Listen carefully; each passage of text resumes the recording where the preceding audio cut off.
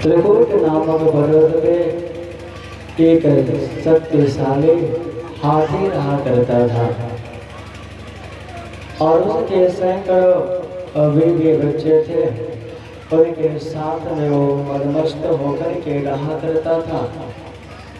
उसके भय से छोटे छोटे जीव जंतु जो शिकार करने वाले जानवर है इसके शरण में आकर के अपने प्राणों की रक्षा किया करते थे। एक समय की बात है कि जो गजेंद्र है गर्मी का समय ऐसा ही और गर्मी के दिनों में ये विचार करता है कि क्यों ना मैं अपने परिवार को लेकर के यही पास में एक सरोवर है उस सरोवर में लेकर के इनको घुमाने के लिए ले चलो। जैसे हम और आप विचार करते हैं ना कि हम भी परिवार को लेकर के घूमने के लिए कहीं पे जाएं, तो कभी हमारी इच्छा होती है तो हम तीर्थ यात्रा पे निकल जाते हैं या कभी इच्छा होती है तो पिकनिक पे लेके कहीं दूर निकल जाते हैं। ऐसे गजेंद्र ने विचार किया कि मैं अपने परिवार को लेकर के क्यों ना ये पास में जो सरोवर है उस सरोवर में लेकर के चलो और इन सबको सुख का उपभोग कराओ। ऐसे में गजेंद्र अपने परिवार को लेकर के चल पड़ता है। कहते हैं कि जिस रास्ते से वो जा रहा था अनेकों पेड़ पौधों को उखाड़ करके अपने बल के द्वारा फेंक देता है। चाणक्य नीति कहती है कि अति सर्वत्र वर्जय। आप कोई भी क्रिया करो कोई भी कर्म करो हर कर्म करने का एक लिमिट होता है एक समय होता है। अगर आप लिमिट से अधिक करोगे ना तो फिर उसका परिणाम आपको भोगना पड़ता है। श्री सुखदेव जी महाराज कहते हैं परीक्षित जब वो उन्हें लेकर के जा रहा था और जैसे ही वो सरोवर के पास में पहुंचा अपने सैकड़ों बीवी बच्चों को लेकर के, अब गर्मी का समय है और बड़ी जोरों से प्यास लगी हुई है। सरोवर में एक गजेंद्र प्रवेश करता है। उसी समय इनके बीवी और बच्चे भी जल को पीते हैं और अपनी प्यास को शांत करते हैं। गजेंद्र अब सरोवर में तो है परंतु सरोवर में जाने के बाद इसे मस्ती छा जाती है और ये गजेंद्र करता क्या है अपने सुर में जल को लेकर के अब उनके ऊपर छींटे मारने लगता है। छींटे मारता है सरोवर में हलचल होने लगती है और जब सरोवर में हलचल होने लगती है ना तो उसी सरोवर में एक ग्राह भी रहता है। ग्राह विचार करता है कि कौन दुष्ट है जो मेरे घर में आकर के इतना उत्पात कर रहा है और विचार करते करते उस गजेंद्र के पास में आता है और आकर के उसके पांव को पकड़ लेता है। जैसे ही गजेंद्र के पांव को ग्राह पकड़ता है ना गजेंद्र सोचता है कि कोई छोटा मोटा जीव होगा अभी हट जाएगा, परंतु ग्राह जब उसके पांव को पकड़ लेता है तो वो सरोवर में उसको खींचने लगता है। तो जब उसे उस सरोवर में खींचने लगता है अब ग्राह अभी तो अपने परिवार के मस्ती में एकदम मस्त है डूबा हुआ है। सुर में जल को लेकर के फुहारे मारे जा रहा है परंतु गजेंद्र अपने मस्ती में है। ग्राह के पांव को पकड़ के खींचे जा रहा है सरोवर में खींच रहा है। जब ग्राह अपने बल का वहां पे उपयोग करता है बल को लगाता है और बल के द्वारा अपने जबड़ों से ग्राह के गजेंद्र के पांव को सरोवर में खींचने लगता है ना अब तो पूरा का पूरा ध्यान गजेंद्र का ग्राह के ऊपर चला जाता है कि लग रहा है कि ये छोटा मोटा जीव नहीं, कोई बड़ा जीव है। गजेंद्र जब देखता है कि ग्राह ने उसके पांव को पकड़ रखा है, अब गजेंद्र का पूरा ध्यान अपने परिवार से हट करके गजेंद्र का ध्यान ग्राह के ऊपर चला जाता है। गजेंद्र का सैकड़ों परिवार है, गजेंद्र के सुर में अपने सुर को फंसा करके निकालने का प्रयास करता है कि निकल जाए, परंतु ग्राह के जबड़े से गजेंद्र को कोई निकाल नहीं पाता है। ऐसे जैसे हम कभी दवा लेने के लिए जाते हैं ना हॉस्पिटल में, तो हमारे साथ यदि हम बीमार होते हैं तो परिवार के लोग ही जाते हैं। जब तक हमारा चेकअप नहीं हुआ रहता है ना, तो परिवार के लोग कहते हैं कि छोटा मोटा रोग है, डॉक्टर देगा दवा, ठीक हो जाएगा। परंतु जैसे ही चेकअप होता है और रिपोर्ट में निकल गया कि मरीज को कैंसर है, अब पूरा का पूरा परिवार आपके पीछे लगा हुआ है, वो चाहता है कि हम निकाल दें, परंतु पूरा का पूरा परिवार लगने के बाद भी आपको मौत के मुंह से निकाल नहीं पाता है। यही दशा गजेंद्र की है। गजेंद्र के पांव को पकड़ करके ग्राह खींचे जा रहा है। अब इधर गजेंद्र का पूरा ध्यान ग्राह के ऊपर गया। अब दोनों में भयंकर युद्ध होता है। इसके पास 10,000 हाथियों का बल है, परंतु यह जीव जल का नहीं है। यह जीव ताकतवर तो है, परंतु जल के लिए नहीं, बल्कि भूमि के लिए है। यदि ये भूमि पे होता तो ऐसे सैकड़ों ग्रामों को फेंक देता, परंतु जल में होने के कारण वो गजेंद्र ग्राह का कुछ बिगाड़ नहीं पाता है। अभी तो ग्राह ही शक्तिशाली होता है और गजेंद्र के पांव को पकड़ के खींचे जाता है।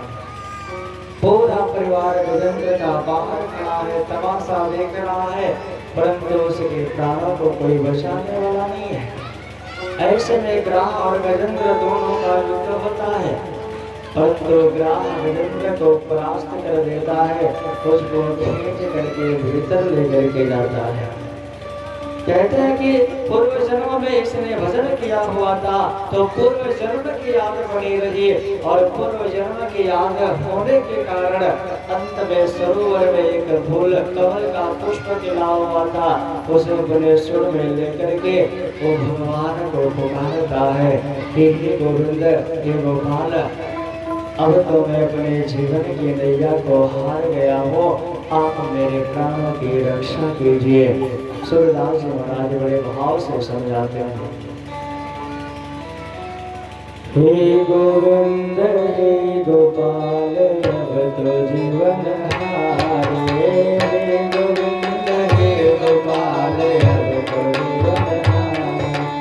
अब तो जीवन हारे, अब तो जीवन हारे। अब तो जीवन गोपाल, अब तो जीवन हारे। हे गोविंद हे गोपाल, अब तो जीवन हारे। हे गोविंद हे गोपाल, अब तो जीवन हारे। हे गोविंद हे गोपाल,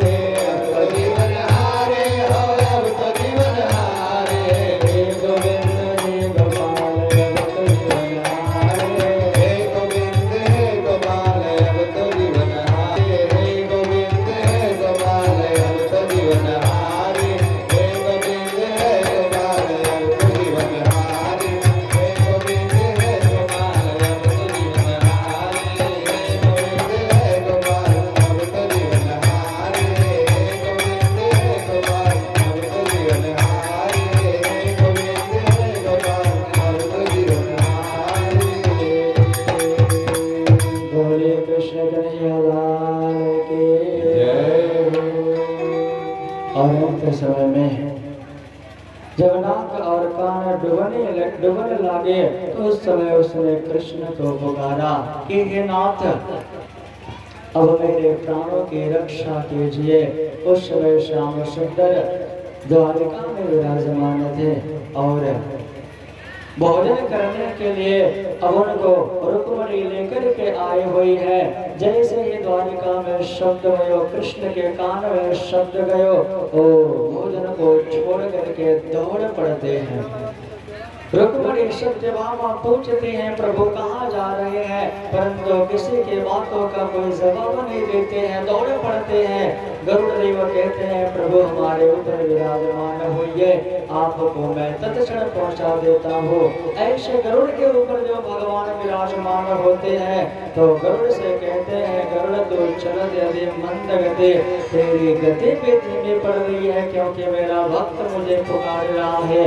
और तत्क्षण भगवान वहां पे आकर के ग्रह का संहार करते हैं और गजेंद्र को मोक्ष देते हैं। अंत समय में गजेंद्र ने भगवान को पुकारा, इसलिए भगवान उसको मोक्ष देते हैं। मेरे प्यारे भक्त प्रेमियों, एक गजेंद्र और ग्रह क्या है?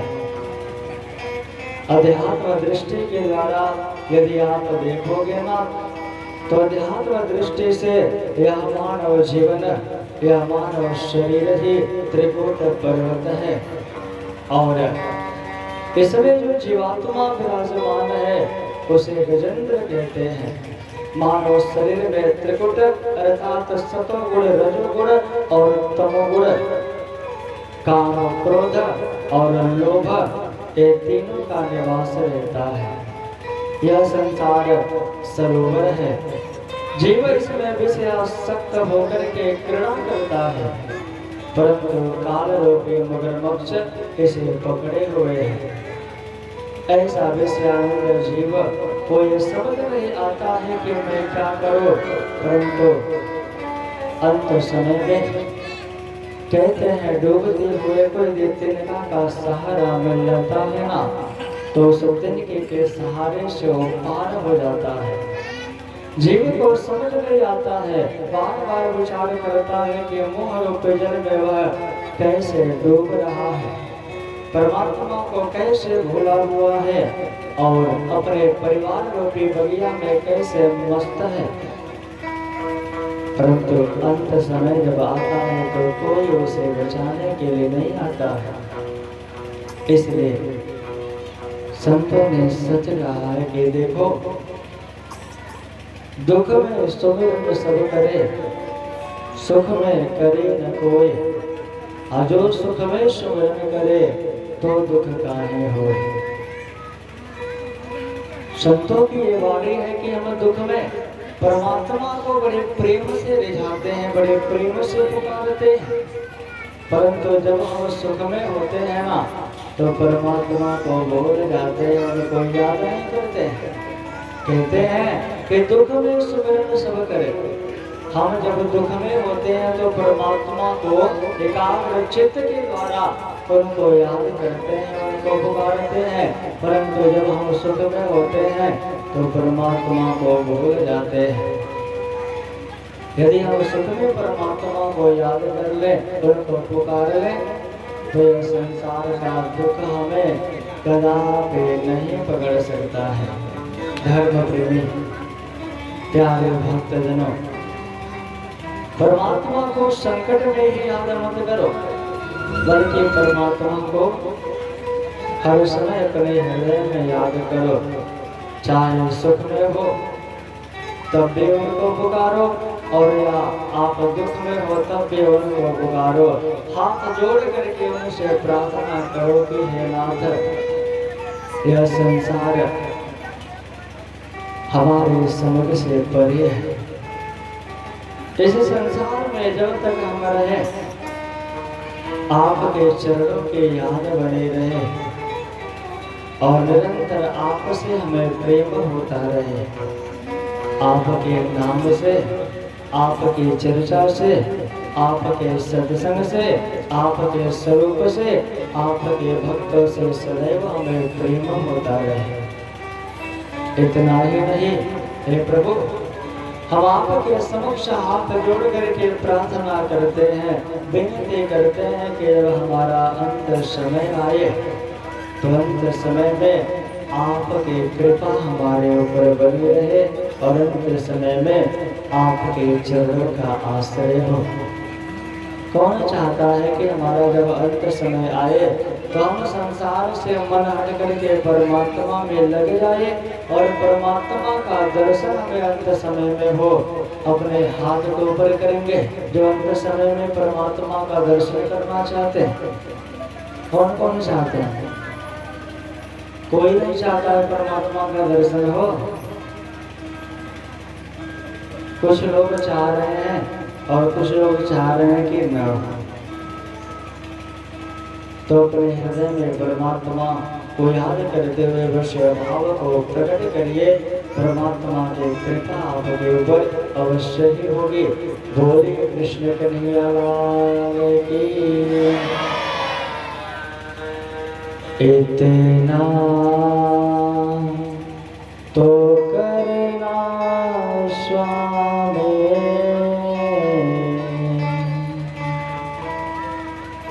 इतना तो करना स्वामी, जब प्राण तन से निकले। इतना तो करना स्वामी, जब प्राण तन से निकले। गोविंद नाम लेके, गोविंद नाम लेके, मेरा प्राण तन से निकले। इतना तो करना स्वामी, जब प्राण तन से निकले।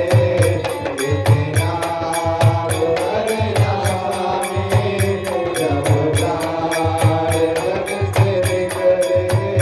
गोविंद नाम लेकर, गोविंद नाम लेकर, जब प्राण तन से निकले।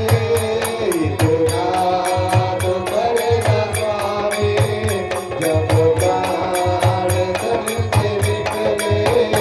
इतना तो करना स्वामी, जब प्राण तन से निकले।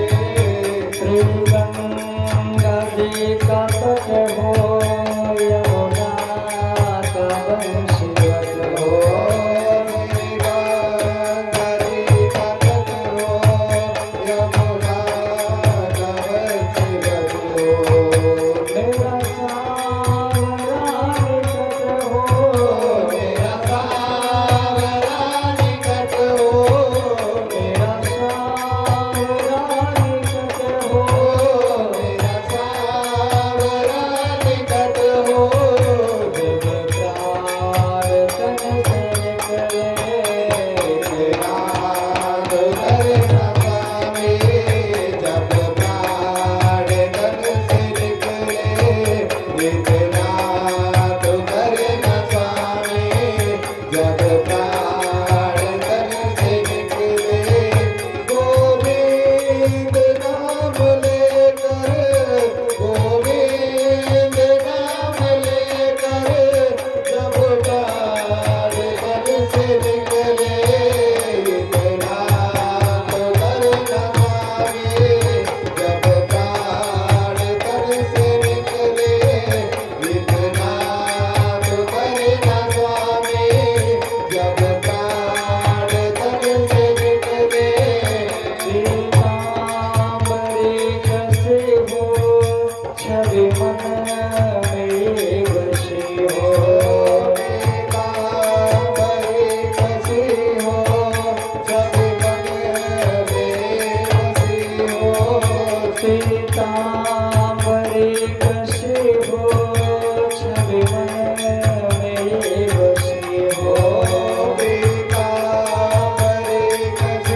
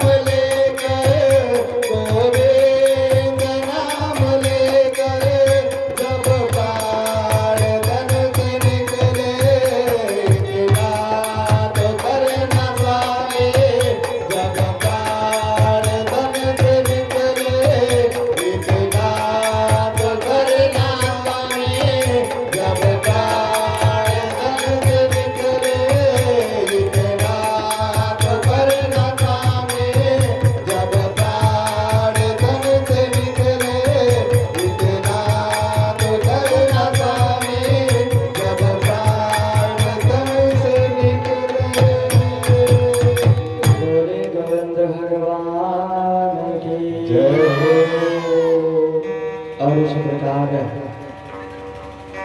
प्रभु से जो प्रार्थना करोगे ना कि हे प्रभु